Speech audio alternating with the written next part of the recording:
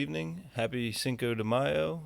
Welcome back to the ETF Inspector as we go through the trades and holdings on ULTY, YieldMax Ultra Income Option Strategy Fund.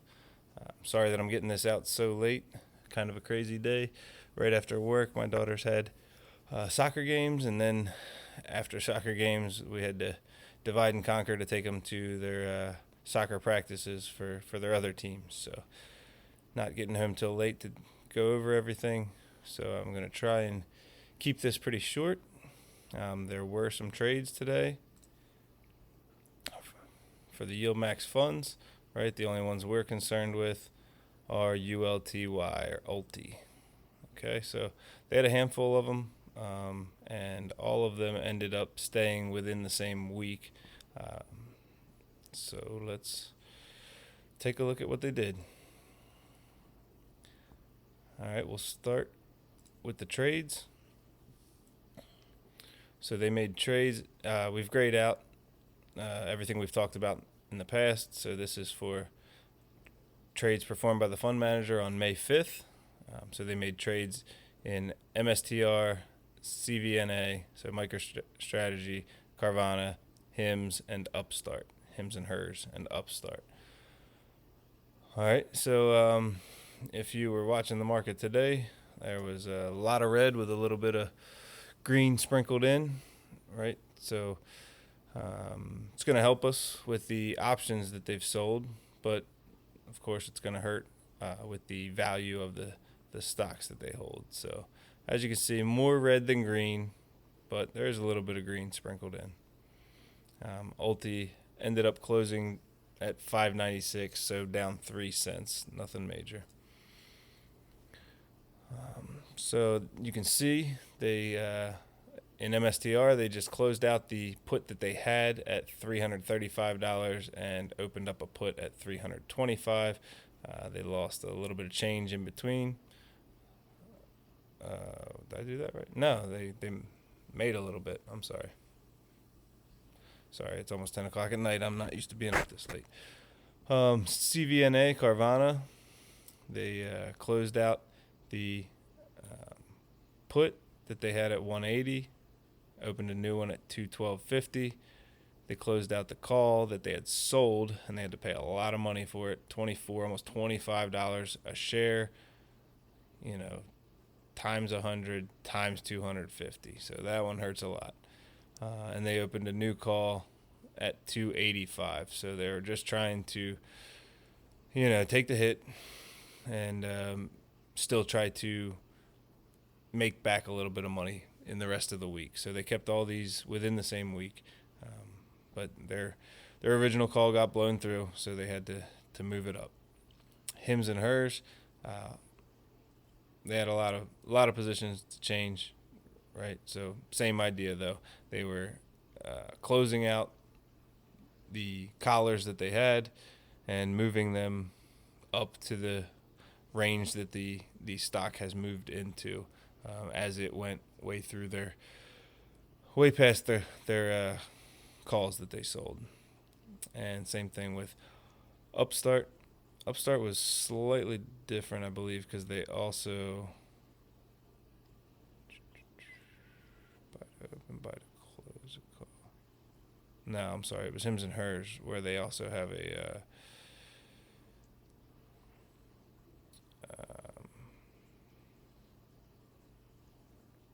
different strategy, right? Man, where did I see it? I'm getting confused. Sell to open a call. Sell to close a call. I can't remember. On one of these, they let's take a look at the holdings. That'll help me remember. I think it was Upstart. Right. So they had 2,210 contracts that they sold calls at 51, and that they had their puts at 36. So that was their collar, and then they also bought calls at 64. That's where it was. Sorry for all the confusion.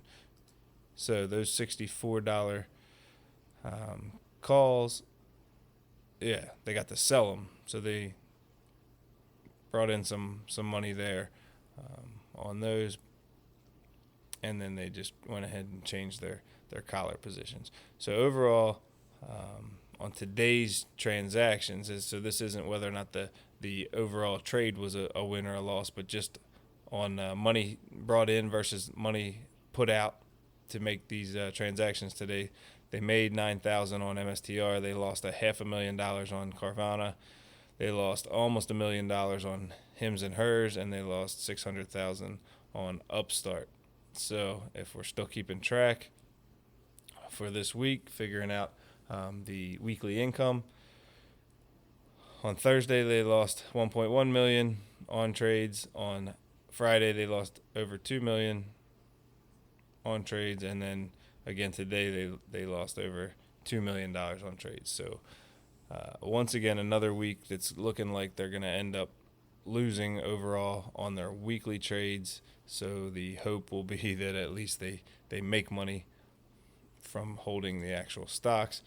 But with everything going down today, although that helps with any of the stocks that we're running up against the top end of where they were going to make money on the calls, that also brings down the value. So if we go through, I haven't updated these values yet because I wanted to be able to show the previous close versus today's close, so you can see the percentage change in the stock and the market value. After the video is over, I will then update these prices over and update the holdings from all the trades that got done today before making tomorrow's video. All right, for ASTS lost 6.3%. Alibaba. So I don't think we need to sit here and read and tell you what each stock did. You're able to look it up. But as you can see now, the goal is for our calls to be out of the money, have a negative in front of them. So with the stock dropping 6%, all of a sudden these calls that were in the money and hurting us are now out of the money by 5% and looking to be a win as long as the stock doesn't go back up by 5%. So that's the general idea, right? So Alibaba calls are now out of the money. Coin calls are out of the money. Carvana, this hasn't been updated yet, right? We just talked about these trades that they had to do because this is one of the stocks that did not go down. It continued to go up. So the stock value went up a little bit. First Solar lost percentage, helping out our call to be further out of the money. GameStop lost 3%, again helping with the calls. Hims and Hers was another one that went up. So it seems like on the ones that went up, went against them, they went ahead and closed out these positions and opened new ones, trying to just cut their losses on those and try to scrape together a little bit of a win for the rest of the week. Robinhood lost 1%, helping their calls that are sold. IONQ lost 3.5%, so this one was beyond the call strike, and then it brought it back under, so that's helping, especially that's almost $1 million there. Mara lost almost 10%, and you can see it was sitting right at the money, 14.48 compared to 14.50, and now it's down to 13.09, looking pretty safe, but we'll see. MP Holdings went up slightly, so their call is still just slightly in the money, but that will continue to get cheaper as time decay works. MSTR lost 2%. Those calls are looking good, and we actually talked about they made some trades on that one. Cloudflare, that one's hard to say, went up 0.3%. They're still doing okay. We still got 3% to go before these calls are in trouble. NVIDIA went down 0.5%. Their calls are still out of the money. Oklo went down 3%, and the call is still in the money. So this one's still still hurts a little. So they are going to be looking for this stock to drop a little more throughout the week. If it starts going up, you might see them close it out and open a new one. Palantir only lost close to 0.5%, so their largest strike, or not strike, but their largest position that hurts the most, almost $1 million, is 8% out of the money, or in the money. So that's going to cost a lot of money to close out if Palantir doesn't get back down to 114 before the end of the week. Reddit went up 2%, but fortunately their call is still high enough that it's still 7% out of the money. RH Holdings lost 5%, making their calls much safer, 11% out of the money. SMCI lost 4.5%, 14% out of the money on their calls. TNA went down 2%. Calls are looking good, 8% out of the money, but again, that's a triple leveraged fund. So if the small cap market were to move 3%, then all of a sudden this would triple and be 9%, and these would be in trouble. So I don't think you can ever really feel like these are safe, no matter what they're at. ProShares Ultra Pro QQQ went down 1.7%. Those calls are 5.8% out of the money. Tesla went down almost 2.5% to bring their calls to 6.5% out of the money. Upstart, we talked about these. They closed these out and changed them, so they went ahead and just took the loss. Upstart went up nearly 4%. Vertiv only dropped a small portion. They're sitting around 4% out of the money, and Vistra Corp went up 0.5%. And again, they're a little over 5% out of the money. So compared to before, how we started the day, a lot more of our calls that are sold have moved to out of the money or safer for out of the money, which will help turn a lot of these into wins for the week unless we have a major upswing.